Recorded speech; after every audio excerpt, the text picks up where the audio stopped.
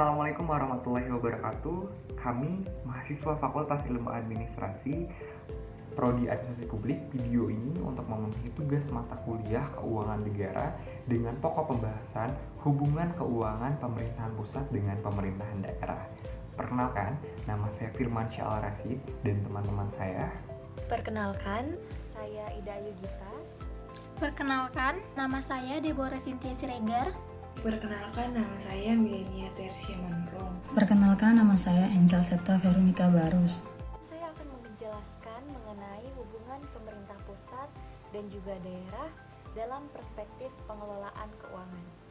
Nah, sebelum itu ada baiknya kita untuk membahas mengenai latar belakang munculnya pengaturan pengelolaan keuangan antara pemerintah pusat dan juga pemerintah daerah.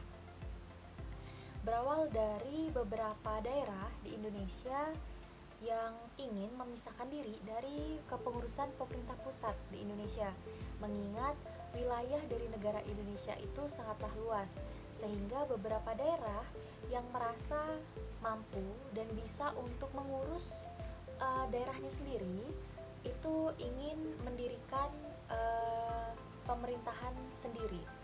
Nah, dari sana akhirnya muncul yang namanya daerah otonomi, pemekaran daerah baru yang memiliki pemerintahan baru juga.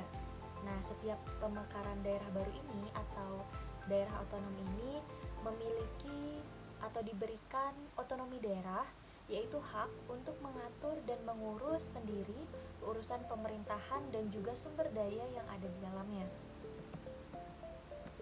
Dengan otonomi daerah ini artinya setiap daerah memiliki hak untuk mengatur pembangunan daerahnya sendiri oleh pemerintah daerah yang ada di sana.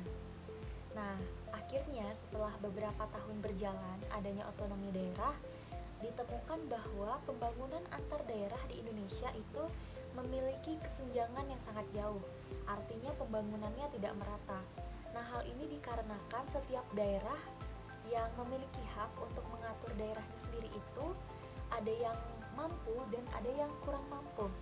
Daerah yang kurang mampu akan semakin terbelakang dalam pembangunan dan daerah yang mampu akan semakin jauh meninggalkan daerah yang kurang mampu ini. Nah, akhirnya dari adanya kesenjangan pembangunan daerah tersebut, pemerintah membentuk apa yang namanya desentralisasi fiskal.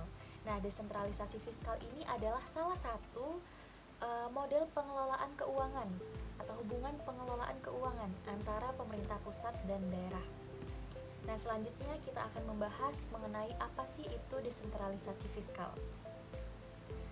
Desentralisasi fiskal adalah instrumen fiskal sebagai salah satu pendukung desentralisasi dalam menyelenggarakan pembangunan daerah.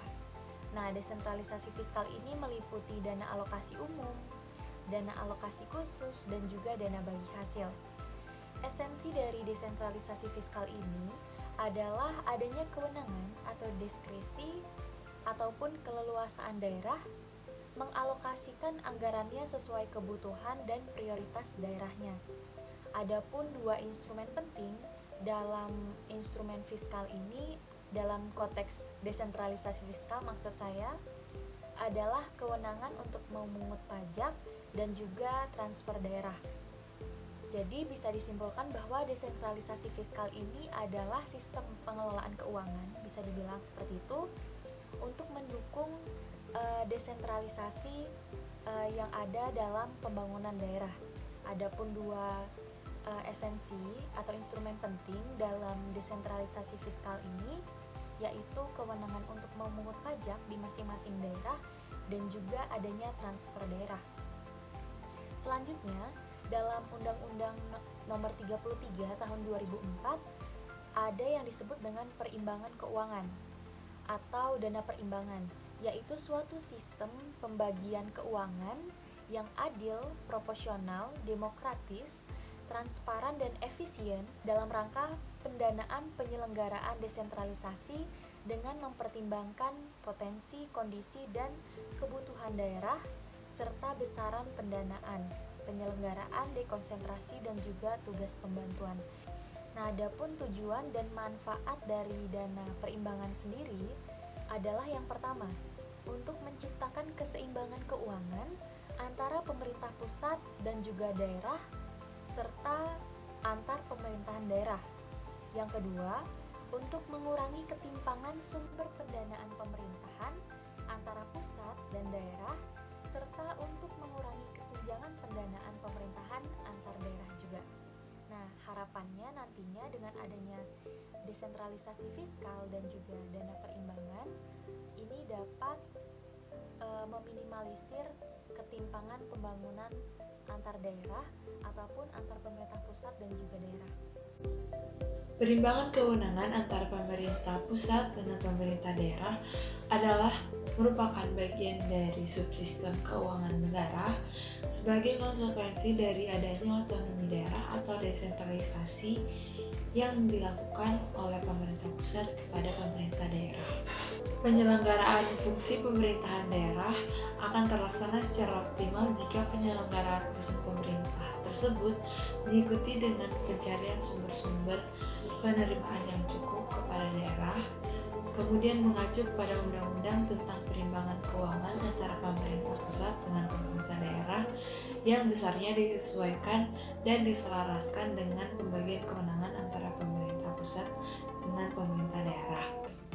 Adapun sumber pendapatan daerah diperoleh dari dua sumber terbesar, yakni dari dana perimbangan dan dari pendapatan asli daerah.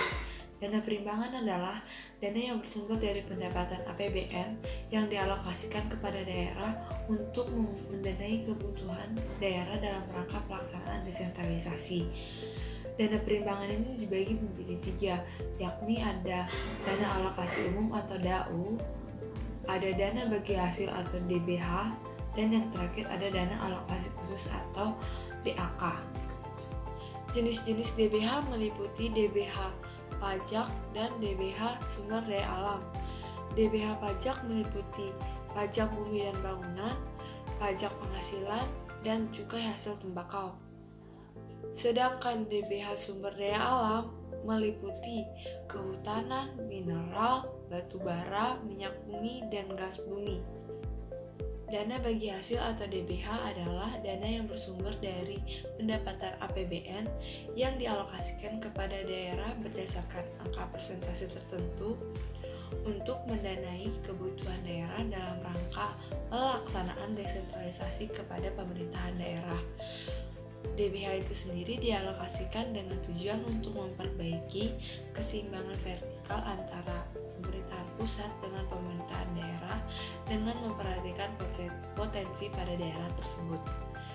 DBH itu sendiri masih terbagi lagi menjadi beberapa bagian, yakni ada DBH pajak, DBH sumber daya alam.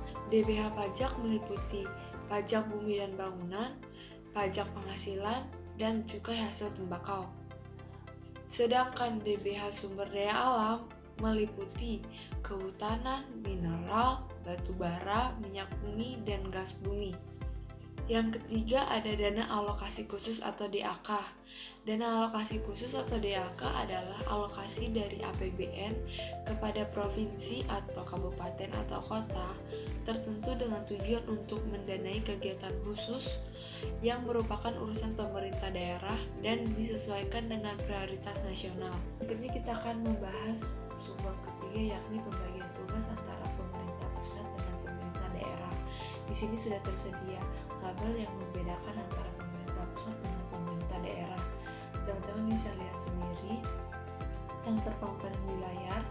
Salah satu yang bisa saya sebutkan yakni kewenangan yang bersifat umum meliputi penetapan arah, kebijakan umum, strategi, dan prioritas dalam pengelolaan APBN, antara lain penetapan pedoman pelaksanaan dan pertanggungjawaban APBN, penetapan pedoman penyusunan rencana kerja Kementerian Negara atau lembaga dilaksanakan oleh pemerintah pusat. Sedangkan penyelenggaraan tugas pemerintah daerah dalam rangka pelaksanaan desentralisasi dibiayai atas beban APBD dan sebagainya, tentu bisa lihat sendiri.